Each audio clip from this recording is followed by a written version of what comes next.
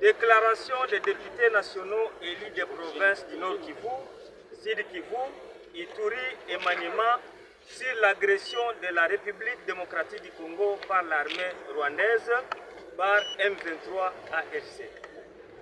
Nous, députés nationaux élus des provinces du Nord Kivu, Sud Kivu, Ituri et Maniema, réunis ce mercredi 26 février 2025 au Palais du Peuple pour évaluer la situation sécuritaire actuelle liée à l'agression de notre pays, la République démocratique du Congo, par le Rwanda et ses supplétifs terroristes du M23 AFC, considérant la dégradation de la situation sécuritaire et humanitaire dans les provinces mentionnées, caractérisées notamment par la violation massive des droits humains, les assassinats ciblés, les recrutements forcés, incluant celui des élèves, le pillage systématique des biens privés et publics, l'installation des administrations parallèles dans les provinces du Nord Kivu et du Sud Kivu, l'exploitation illicite et systématique des ressources naturelles,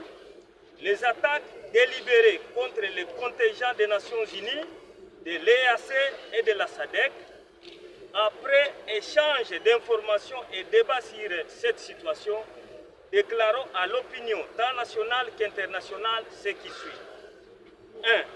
Condamnons une fois de plus l'agression de notre pays par le Rwanda et ses supplétifs terroristes M23 AFC ayant engendré une crise humanitaire et socio-économique sans précédent.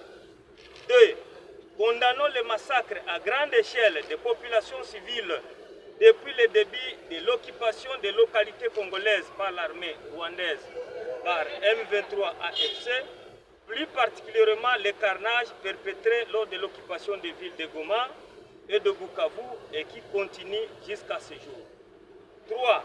Condamnons les recrutements forcés des jeunes dans le M23 AFC et plus particulièrement des élèves dans les villes de Goma et de Bukavu. 4. Exhortons le gouvernement de la République à clarifier la mutualisation des forces UPDF et FARDC. 5. Déplorons et condamnons le pillage systématique des biens des populations civiles et de l'État congolais prenant la destination du Rwanda ainsi que la destruction de plusieurs infrastructures sociales dans les zones occupées. 6. Dénonçons l'occupation des maisons de population civiles et l'incendie de plusieurs édifices et des habitations privées ainsi que la destruction des récoltes par les agresseurs. 7.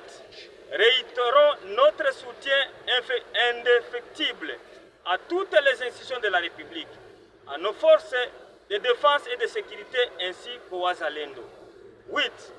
Saluons et apportons tout notre soutien aux efforts diplomatiques menés par le président de la République, chef de l'État, accompagné de toutes les institutions de la République ayant abouti à la prise de la résolution 2773 du 21 février 2025 du Conseil de sécurité des Nations Unies qui exige le retrait sans condition de l'armée rwandaise par M23 AFC de toutes les zones occupées. 9. Encourageons nos compatriotes à poursuivre la résistance contre les agresseurs qui veulent s'approprier les terres congolaises et soumettre la population à l'asservissement. 10. Invitons le gouvernement de la République à rendre plus performantes nos forces de défense et de sécurité, à user de tout son pouvoir et à renforcer l'unité et la cohésion nationale en vue de décourager toute personne ou toute organisation qui jouerait le jeu de l'ennemi en faisant sa propagande ou en stigmatisant certains compatriotes sur base de leur appartenance linguistique, comme c'est le cas de quelques messages et vidéos véhiculés dans les réseaux sociaux contre les Swahiliphones. 10. 11. Invitons le gouvernement de la République à apporter une assistance substantielle aux déplacés internes. 12. Invitons le procureur de la République, le procureur de la Cour pénale internationale, à mener ces enquêtes avec impartialité afin que tous les auteurs des actes de violation des droits humains commis en République démocratique du Congo soient poursuivis et condamnés. Fait à Kinshasa le 26 février 2025. Je vous remercie.